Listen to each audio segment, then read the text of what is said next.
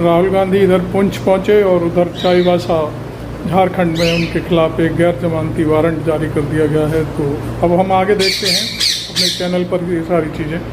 चलिए, नमस्कार, मैं आरबी सिंह यादव और आप देख रहे हैं मेरा YouTube channel RB Singh Yadav editor. आज मैं राहुल गांधी के पुंछ दौरे की बात करूंगा और वहीं राहुल गांधी की पार्टी पर कुछ लोगों द्वारा की गई गलत बयानी को लेकर के जो कर्नाटक हाई कोर्ट है उसने जो निर्णय दिया है उसकी भी हम चर्चा करेंगे। वहीं नरेंद्र मोदी जो अब तक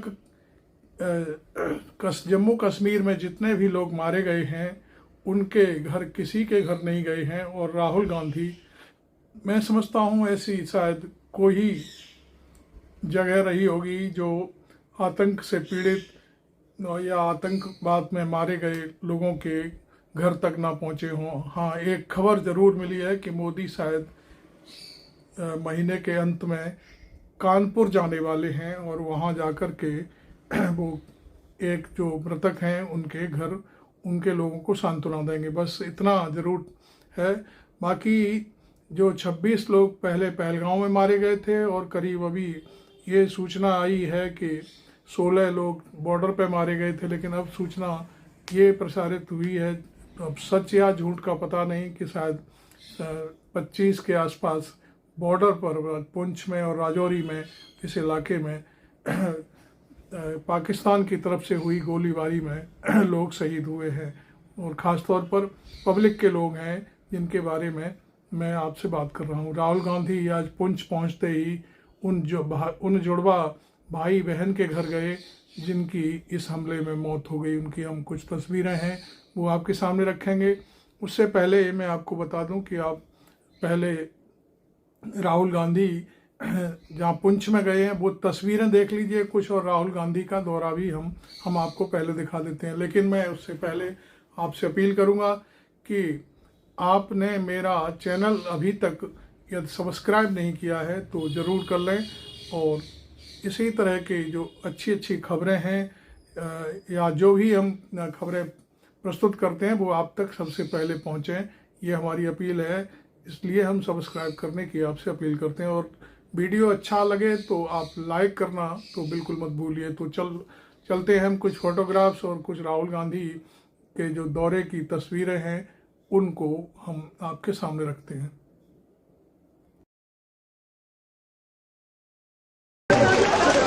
I want you to know that you are extremely brave children and we are very, very proud of you.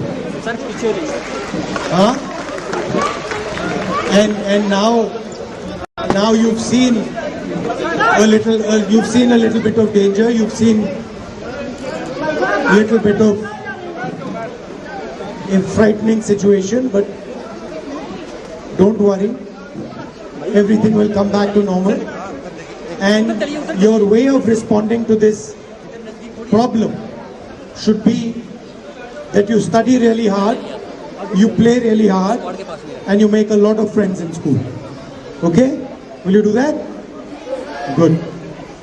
So what were you feeling? You lost your little friends. I'm very sorry about that. Tell me, what were they like? कैसे थे वो? बताओ, थोड़ा बताओ, मुझे बताओ कैसे थे, क्या करते थे, क्या खेलते थे, क्या अच्छा लगता था उनको? जोर से बोलो।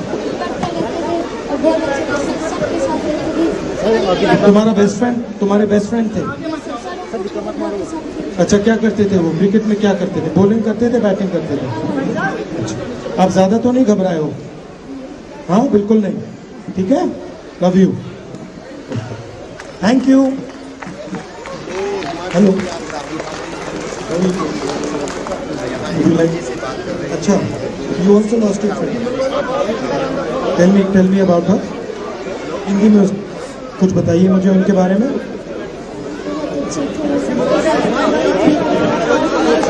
और लोग हमेशा पढ़ते रहते थे।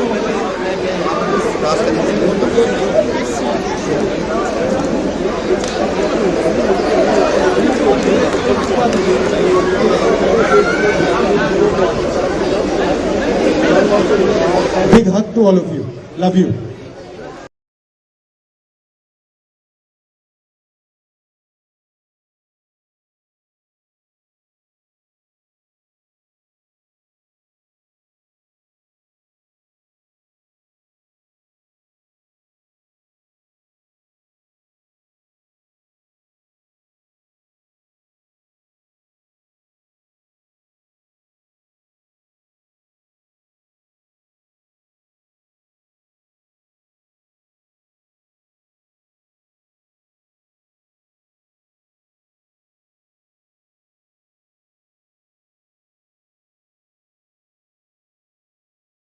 हिंदुस्तान के वो 10 शहर जहां बेहतरीन कम्युनल हार्मोनी का माहौल है, उसमें एक सीट यहाँ पे पुंछ मिलेगा, जहां पर हिंदू, सिख, मुसलमान भाई भाई बनकर रहते हैं, एक दूसरे के गम में शरीक होते हैं। जो हमारा डिस्ट्रिक्ट पुंछ के अंदर जो पुंछ का इतिहास है भाई साहब, 1947 से लेकर आज तक पुंछ के लोगों ने जहां भी देश को जरूरत पड़ी उन्होंने कुर्बानी में कहीं पीछे नहीं हटे। मेरे इसमें 2 लक्ष्य हैं जी सर। एक तो आपकी क्या सिचुएशन है उसको देखने, जो आपको दुख हुआ है, चोट लगी है, उसको समझने, और फिर जो आपकी इश्यूज हैं उनको मैं या डायरेक्टली प्राइम मिनिस्टर को लिखूं या फिर मैं पार्लियामेंट में रेज करूं जी, तो आपकी आवाज़ थोड़ी मतलब नेशनल लेवल पे रेज करूं। ये मेरा बहुत अच्छा। हमें पूरा यकीन है राहुल जी के जो हमारे शहीद हुए उनके लिए आवाज बुलंद करेंगे।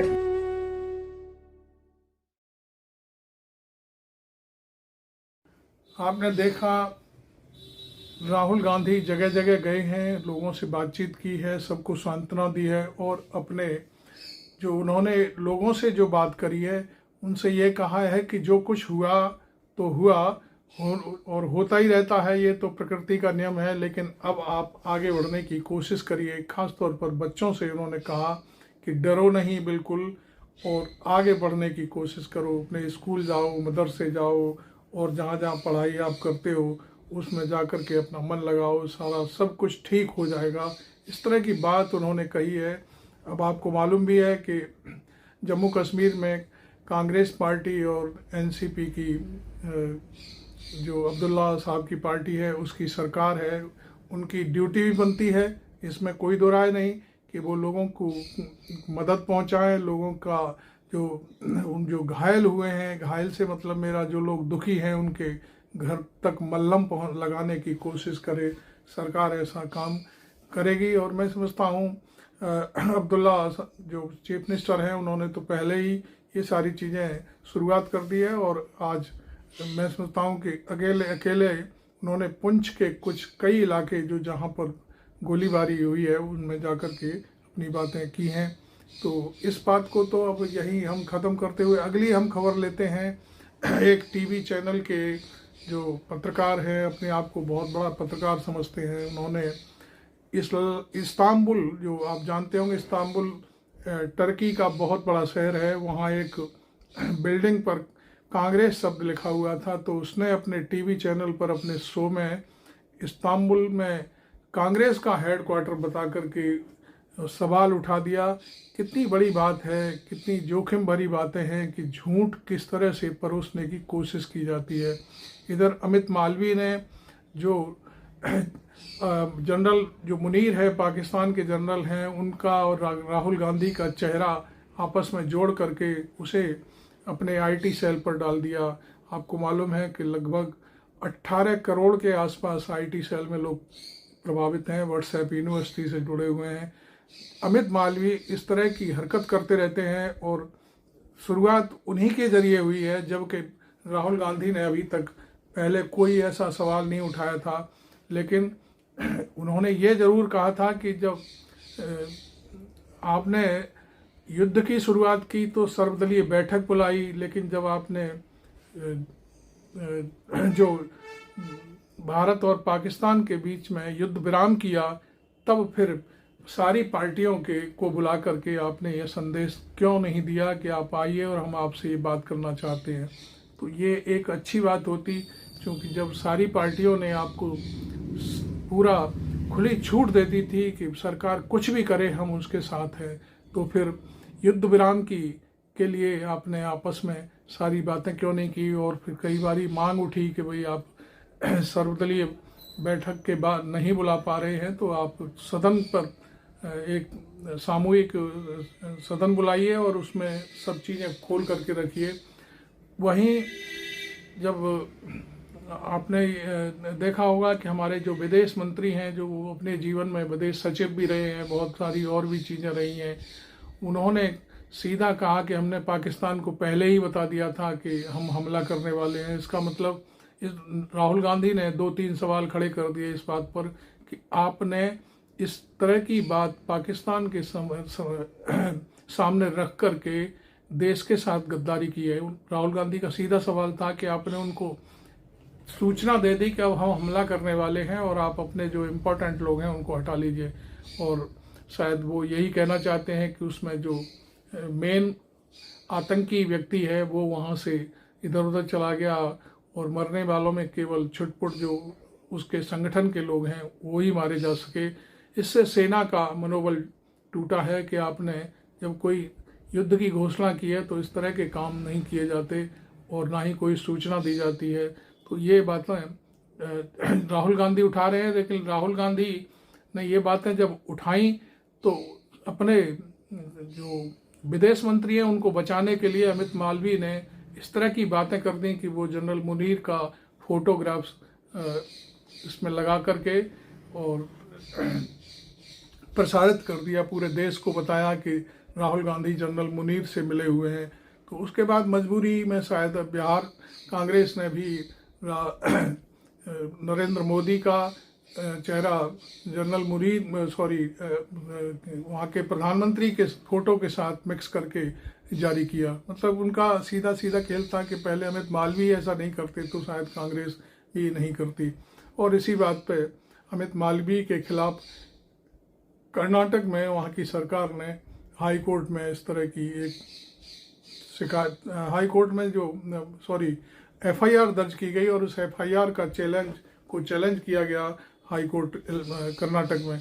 कर्नाटक हाई कोर्ट ने उस एफआईआर को क्वैश कर दिया। तो ये सारे काम चल रहे हैं कि एक तरफ हमारे सुप्रीम कोर्ट के एक जज साहब हैं, उन्होंने या जो एक प्रोफेसर थे अशोका यूनिवर्सिटी के, उन्होंने केवल एक पोस्ट लिखी थी छोटी सी और उसमें किसी की कोई मानहानि नहीं थी, ना किसी की कोई बेइज्जती थी। और उसी पर हरियाणा सरकार ने उनको जेल भेज दिया और कोर्ट ने उसमें जमानत तो दे दी उनको, लेकिन जमानत भी पूरी नहीं है। अभी कभी भी किसी भी वक्त कुछ भी हो सकता है और अंतरिम जमानत जिसको कहते हैं वो दी गई और उनका पासपोर्ट जब्त कर लिया, जबकि कोई मतलब भी नहीं बनता। चाहती तो सुप्रीम कोर्ट चाहता तो खुद पढ़ कर के उसकी व्याख्या कर सकता था, चूँकि सुप्रीम कोर्ट से बड़ा शायद कानून में का ज्ञान रखने वाला और कौन व्यक्ति हो सकता है। चूँकि इस तरह की बातें जब चल रही हैं तो फिर हो क्या रहा है। दूसरी बात, मध्य प्रदेश में भी आपने देखा होगा 2 मिनिस्टर, एक डिप्टी चीफ मिनिस्टर और एक मिनिस्टर बाकायदे कर्नल सोफिया पर गलत बयानी कर रहे हैं और उनका कुछ नहीं बिगड़ा, एक एसआईटी गठित कर दी गई। इसी तरह से अशोका यूनिवर्सिटी के प्रोफेसर अली के ऊपर भी एसआईटी गठित करने के लिए निर्देश जारी हुए हैं।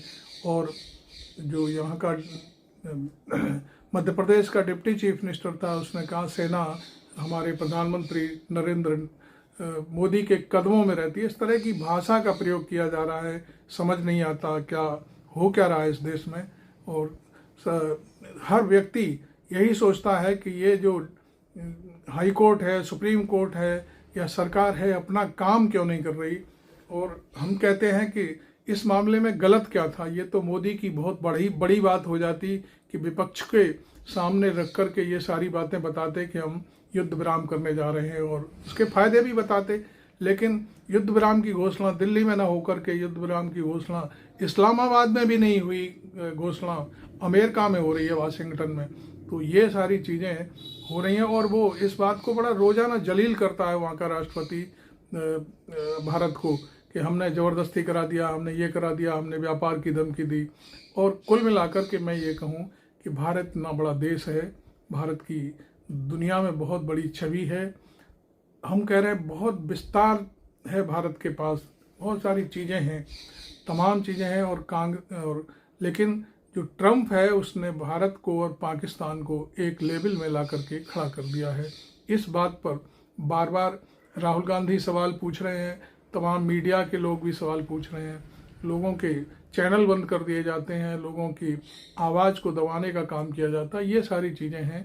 तो अब मैं आपको गुजारिश करूंगा कि आपको ये वीडियो मेरा अच्छा लगा हो तो इसे लाइक करें और चैनल को सब्सक्राइब करें। Thank you very much. मैं आरबी सिंह यादव।